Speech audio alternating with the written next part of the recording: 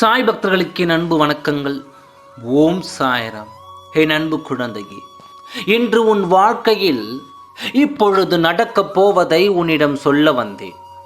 உன்னை எண்ணி பல திட்டங்களை போட்டு இருக்கும் அவர்களின் திட்டங்களை உன்னிடம் சொல்ல வந்தேன். இனியும் உன் வாழ்க்கையில் நீ படாத அனுபவங்கள் இல்லை. ஆனால் நீ அடிபட்ட காயங்கள் இன்னும் மாறாமல் இருக்கும்.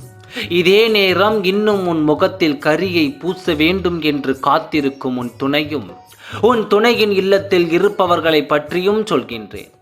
நீ பட்ட வேதனை பத்தாது என்று இனியும் உனக்கு தொல்லைகள் தர வேண்டும் என்று திட்டம் போட்டு கொண்டிருக்கிறார்கள். நீ ஒரு விஷயத்தை இப்பொழுது கையில் எடுத்திருக்கிறாய்.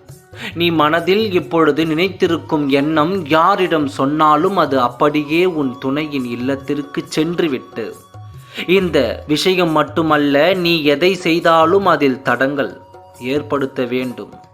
அவர் முன்னேற விடாமல், நம்மை கண்டு கொள்ளாமல், உன்னை மதிக்காமல் திரும்ப வந்து வாழ்க்கை பிச்சை கேட்காமல் அவர் வாழ்க்கையை பார்த்து கொண்டு போய்விடுவாள் என்று அவர்கள் நினைத்து நீ முன்னேறும் பொழுது நீ ஏறும் ஏணிப்படியை தள்ளிவிட வேண்டும் என்று காத்திருக்கிறார்கள். எந்த ஒரு விஷயத்தை நீ கையில் எடுத்தாலும் அதற்கு தடை செய்ய வேண்டும் என்று தயாராக இருக்கிறார்கள். என் அன்பு குழந்தையே, அப்பா சொல்வதை புரிந்தது என்று நினைக்கின்றேன். உன் வாழ்க்கையில் நீ முன்னேறிவிட்டால் அவர்களை மதிக்காமல் போய்விடலாம். உன் துணை வேண்டாம் என்று விட்டுவிட்டு நீ உன் வாழ்க்கையை பார்த்துவிட்டு போய்விடுவாய் என்று நினைக்கிறார்கள். இப்பொழுதும் ஒரு விஷயத்தை உன்னை வீழ்த்த வேண்டும் என்று காத்திருக்கும் அவர்களின் எண்ணம் தெரிந்தவுடன் அதை உன்னிடத்தில் ஒப்படைக்க வேண்டும் என்று உன் சாயப்பா உன்னுடன் ஓடோடி வந்தேன். இப்படி இருப்பவர்கள் முன் கவலையும் கண்ணீருமாக நீ உட்கார்ந்து விடாதே. எது வந்தாலும் நான் சமாளித்து விடுவேன் என்ற எண்ணம் உனக்குள் வந்தாலே எந்த ஒரு தீயதையும் பார்த்து, எந்த ஒரு கெட்ட அனுபவங்களாக இருந்தாலும் நீ பயப்பட தேவையில்லை. உன் மனதில் இருக்கும் தைரியத்தை பார்த்து அதுவே உன்னை விட்டு ஓடிவிடும். இவர்கள் நீ வாழக்கூடாது, வாழ்க்கையில் நீ முன்னேறக்கூடாது என்று நினைத்து கொண்டு இருக்கிறார்கள்.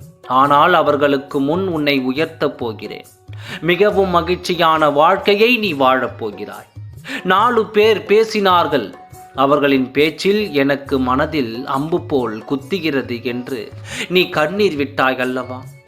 அந்த 4 பேர் மகிழும்படியான வாழ்க்கையை நீ வாழப்போகிறாய்.